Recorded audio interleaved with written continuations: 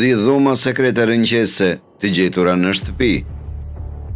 Një përdorues i faqes internetit, koleksionit të fotografive, ndau një gjetje të çuditshme në shtëpinë e gjyshërve të tij, më konkretisht në kasollën e tyre, e cila nuk ishte hapur për më shumë se 10 vjet. Ai e bëri zbulimin përgjatë përpjekjeve për të rregulluar të gjithë zonën dhe për të hequr mbeturinat. Shtëpia është ndërtuar nga gjyshi i burit, por ai thosë se askush nuk është vënë në dijeni për këtë derë.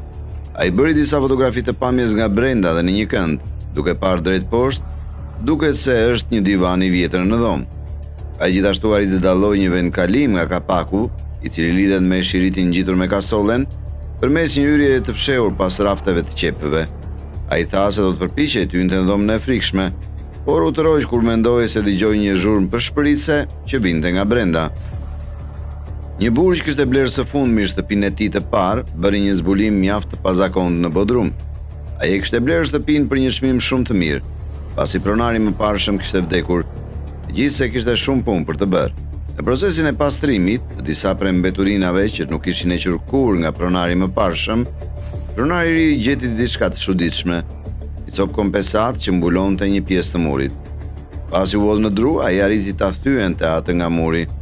Ajo që gjeti e të ronditi, një dhomë e vogël me shumë kuti armësh, arka municionesh ushtarake dhe një enë e madhe metalike gri.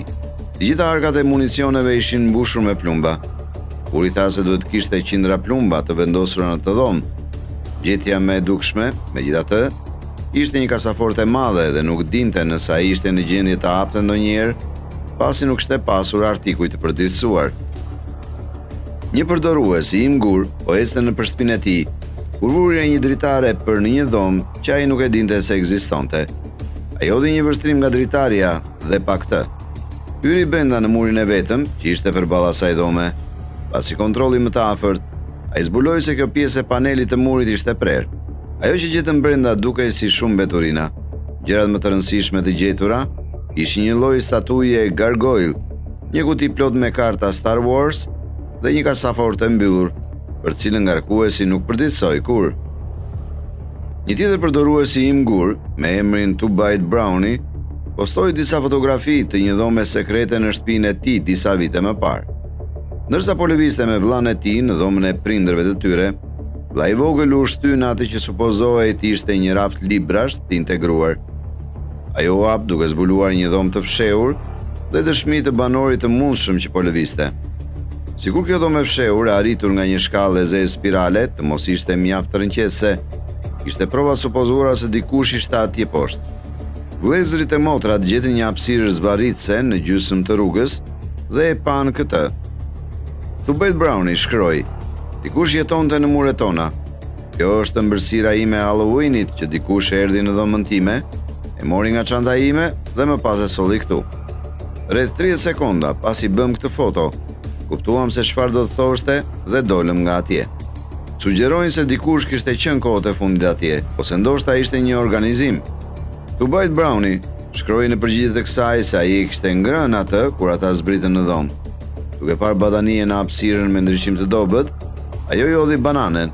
Pra, a ishte kjo një mashtrim, apo dikush jetonte fshehur azi në këtë shtëpi? Tony Smith, sapo kishte blerë shtëpinë e tij të parë. Sa herë që hynte në Bodrum, dëgjonte zhurma të çuditshme që vinin nga brenda mureve. Zhurma të çuditshme si ulërima, të qeshura, ose rënkime e dhimbjeje. Tingujt vinin nga përtej pjesës së murit ku nuk kishte dhoma.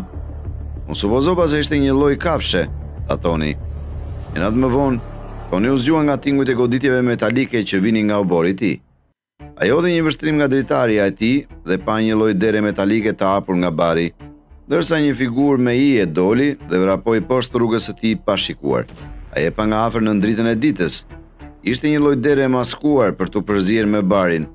Tony nuk zbriti kur atje. Ai thjesht e mbylli përpara se kushdo që ishte atje të kthehej. Një grup studentësh të tronditur nga Ohio zbuluan se fantazma që përndiqte shtëpinë e tyre ishte në fakt një huaj i rastishëm që jetonte në një dhomë të fshehtë në bodrumin e tyre. Studentët ishin trembur nga zhurmat e çuditshme gjatë natës dhe ngjarjet misterioze, si kthimi në shtëpi për të gjetur dyert e dollapit dhe furrës të hapura. Me të hyrë në dhomë, ata zbuluan se një burr i quajtur Jeremy ishte jetuar atje prej javësh. Ai u dëbua dhe studentëve ju ndruan bravat.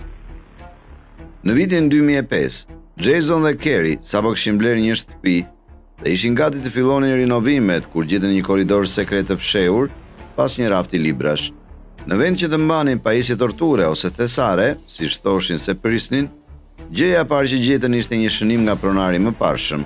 Thuaj thjesht, e gjete. Pjesa tjetër e shënimit thoshte: "Unë kam në pronësi këtë vend për një kohë të shkurtër dhe u zbulua se kishte një problem serioz me mykun, një problem që në fakt i sëmuri shumë fëmijët e mi, deri në atë pikë sa na u desh të largoheshim.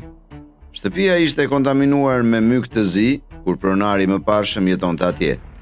Njëri nga fëmijët, që ai përmendi në shënim, ishte sëmur aq shumë sa ajo nuk ishte në gjendje të mbante asnjë ushqim dhe ndonjëherë nuk mund të merrte frym." Jason dhe Kerry Brown vazhduan të anulonin planet e tyre transferimit dhe paditën ndërmjetësin që u shiti shtëpinë. Një përdorues i Reddit gjeti një dhomë të fshehur në papafingo të shtëpisë së tyre në Norvegji.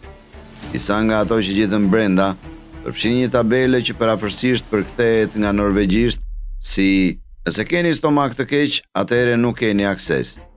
Kishte gjithashtu një alarm lamp me shumë gjasa të veshur kur dikush hynte në papafingo, një hartë e Evropës perëndimore dhe një kukull. Dhoma e fshehtë ka të ngjartë ishte një vend i fshehtë për një familje ebreje nga nazistët.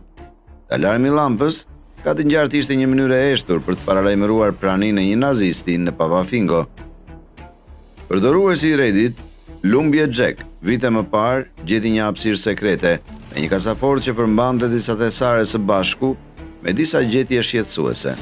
Disa nga thesaret përfshin një grumbull zarfesh me paraletre të vendeve dhe origjinës së ndryshme, së bashku me një kuti bijuterish me orë, kapse, kravata, unaza çelësash dhe shumë marrë dhe argjend.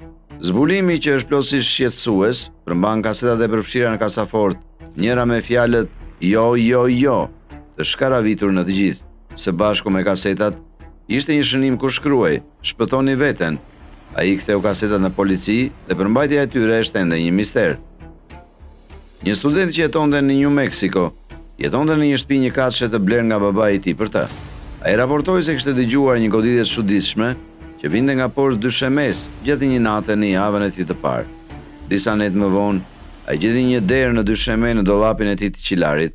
Ajo çoi në një dhomë me pamje misterioze me një dritë të ndezur, me një ventilator që frynte.